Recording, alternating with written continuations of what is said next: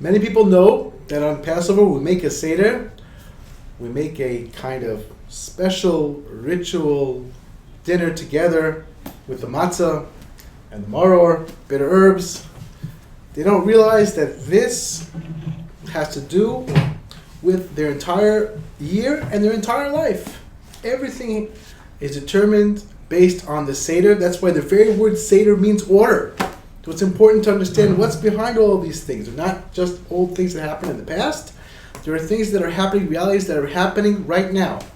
Right now in every person's life, every Jew's life, there is a tremendous influx of unbelievable blessing and benevolence coming down in Pesach, Passover. It's a time of chesed, of kindness.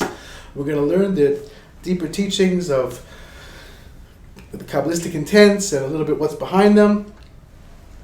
And we'll see that every single thing that we thought was very superficial is actually unbelievably profound and has amazing repercussions in every person's life and in every person's entire year. Even actually every Seder affects 3 years, actually. Not only the year, it's 3 years it affects. So we have to really be careful. Like we're building the kindness of the year for 3 years. And next year, we'll build another 3 years. So go back. You have last year, it's going to be, the Rosh Hashanah says, last year's, you're building, now it's a complete level of kindness. And 2 years ago, last year and 2 years ago, you're building an even higher level of completion. And 3 years ago, you're building the ultimate level of completion. You're just building and building and building and building. And we're going to see how, and we're going to see what it's really all about. So the first thing to be aware of is that this Seder started out in the very, very beginning of the Bible, of the Chumash. The very, very beginning, we found that Adam and Eve, right, they ate from the tree of knowledge of good and evil. Now that was a very, very big action. Why? Because every single soul of mankind was included in Adam's soul. So when he made this misjudgment, let's call it, this very subtle misjudgment, where he decided, I'm going to eat from the knowledge of this tree that gives knowledge of good and evil. What that meant was that he put within himself a lot of confusion. And he figured his rationale was, you know what? I'll serve God with even more intensity, and I'll be able to overcome these self-inflicted obstacles that will make my divine service much more precious.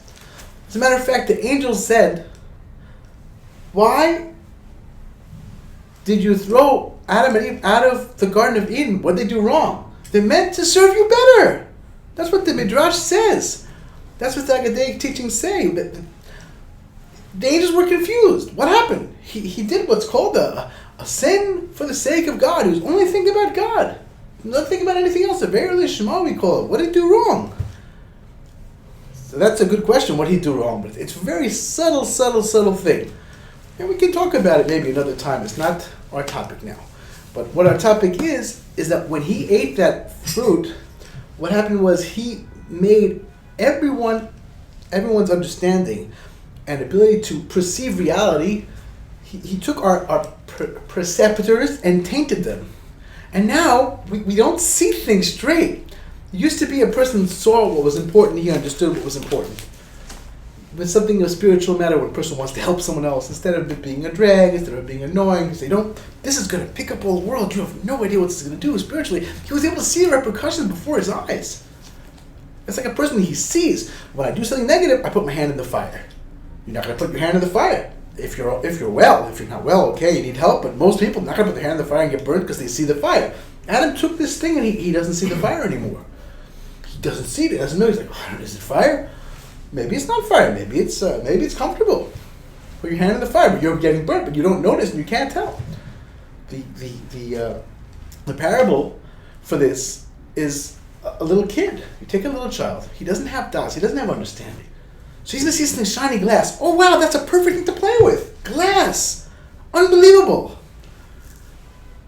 Not really, right? Not really. It's super dangerous. Yes, it's shiny, but it's not, this is perfect to put in my mouth. No, it's not. Don't, you have to, a parent has to really help the child. He needs to help the child. And the same thing when the kid gets a little older, right? He'll see, let's say, a feral cat or a mouse or something that it scares him. He's scared.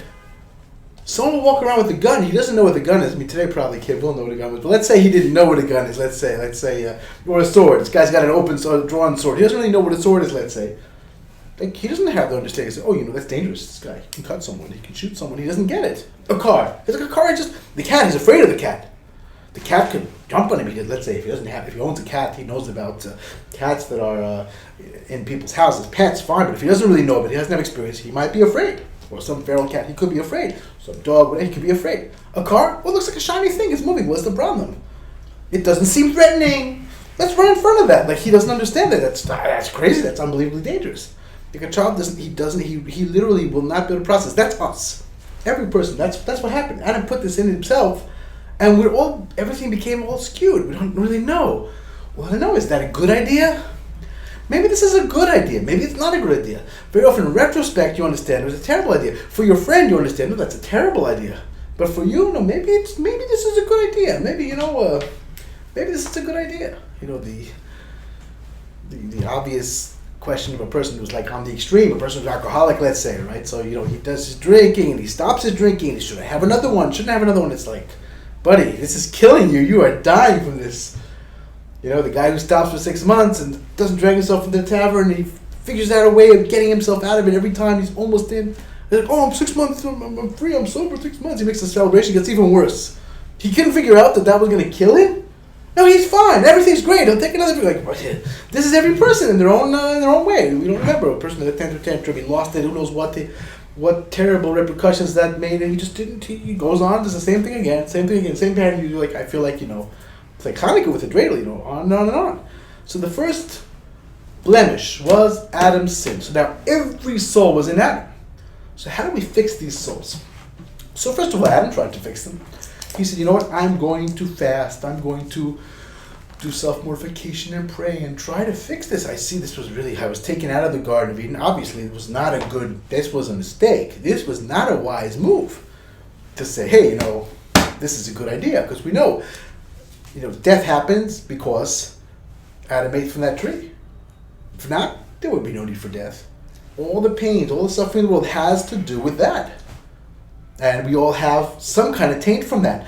Well, our problem usually that comes from that being a soul in Adam that fell in whatever place we were, and the deeper work discuss exactly where a person's from and what that shows. Generally speaking, that taint has to do with a person's character traits. When we have defects of character, that comes from there. And we have this problem and that problem that we have to sort of live with and try to straighten out whatever way we can. That comes from that one bite over there. So Adam tried to fix it for 130 years. He worked very, very hard. Now, while he was doing that, he had some trouble. He separated from his wife, and he's trying and trying and trying. On the other hand, he had some trouble. He had some trouble during that time. He was not able to maintain the type of purity he needed to fight off the effects of what he had done. He had eaten this fruit. This fruit had very negative effects on him. And he had emissions. He had these emissions. And for Adam to have emissions is a very serious thing. So he would sleep in the night. He had an emission, whatever it was. That was a very bad thing for him. And these souls that came out of Adam, they were very, on the one hand, super high. The highest souls. On the other hand, they don't have a body. Fixing these souls is not so easy. They come from the highest place. They come this unbelievably high. But on the other hand, they need a body. They need fixing. So how do we fix these souls?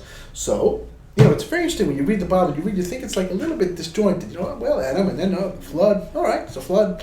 Then you have this Tower of Babel. All right, interesting. Then you have Sodom, Sodom and Gomorrah, whatever it is. These different places where they're very cruel. You're like, so it seems a little disjointed, but it's not actually, because if you learn the deeper works, you find that those souls that Adam lost for that 130 years, and Rabbi Natan of Breslov says that if not for his efforts, yes, he lost and everything fell to pieces because of that, but if not for his efforts, it would be almost impossible to fix. Even now, it's hard enough. But every bit of effort, first of all, is just do your best, even if it's not perfect. Everything you do is so precious and so valuable, it's unbelievable, and it all counts for so much. Yes, that's certainly true. But on the other hand, there were problems. So how do we fix these souls? So God brought them back in the generation of the flood. So then what happened? Generation of the flood, again, they came from this place where there were emissions from Adam. So they had some troubles. First of all, Adam had messed up in that he took the tree. He took this fruit without permission. So taking that's a kind of stealing. So they had problems with stealing. Number two was that they had problems with not just emissions, worse than emissions. They did whatever they did because they came from this place of emission. So they had the personal purity problems, let's put it that way, to be a little nice, right? They were doing whatever they were doing. And, the Zohar says they walked around without clothing, and it wasn't such a great place for morality. It wasn't a shining star of morality, let's put it that way. So what happened? So what happened was God wanted to slowly but surely purify these souls and smelt them, just like you have gold. When you look at gold that comes out of the earth, it doesn't look too impressive. You got to smelt it again and again and again and again until it's finally ready to be used. So the same thing, he smelted these souls by this flood. He made this flood, hot water, whatever it was. They could have repented. They weren't holy by repenting, and they were like really hard souls to deal with. And they went through this flood. They got all swept away from the flood. And then they came back again. Noah came, and Noah survived and repromulgated the world, and they came again. How did they come back again? They came back again in the Tower of Babel, the Tower of Babel, I guess, Babel, Babylonia. In Hebrew, it's called the Dora Flugga in the Bible itself. Right? They made this tower. Whatever they were trying to do with this tower, what was their purpose? They are also very deep purposes, which we can't get into right now. But the point was, they wanted to get influx from on high and misuse that influx, reach the heavens, bring down the heavens, bring it down to them. That's very, very, in short, one of the things they were trying to get to. You can't build a tower to the heaven. Maybe today we can, I don't know, but those years they couldn't do it, but it didn't matter because they were trying to access and bring down and do whatever they wanted to. So he was a little bit better because at least there was unity. They weren't stealing from each other. They weren't hurting each other. They had this goal that wasn't a great goal. So God scouted them around. That was the next thing. Then came Sodom and Gomorrah, right? We find that Lot and Abraham, they had to go to Sodom and Gomorrah, all these different things that they had to deal with there. They were very cruel there. There's a lot of crazy stories about Sodom and Gomorrah, the judges there. There's Eliezer, the Midrash says about Eliezer, the servant of Avram. He went to Sodom, and he said, he brought someone to judgment with the judge. He said, listen, this guy, he punched me, he drew blood. The judge said, we have a practice when someone's ill to draw blood. They used to take out blood. They used to consider it healthy. Maybe it was healthy, I don't know.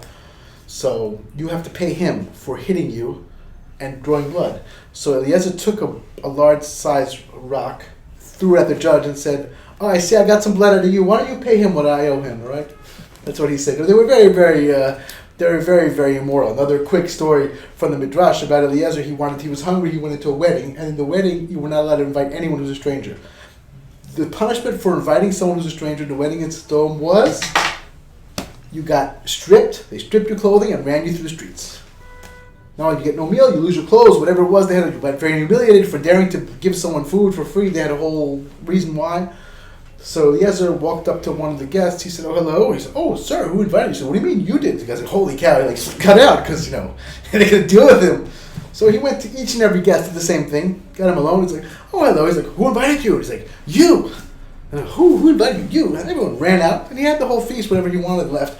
So anyway, they had very, very, very skewed justice. It was very unjust, this Sodom situation. And each of these times was a way of purifying these souls. And the best of these souls became the Jewish people. The best of these souls, the highest potential of these souls became the Jewish people. So in Egypt, it was time to finally fix things all the way. So they had to, what did they do in Egypt? Well, corresponding to the flood, they were thrown into the water. Right? They had a day where they threw the babies into the water because that was a way of bringing out the flood.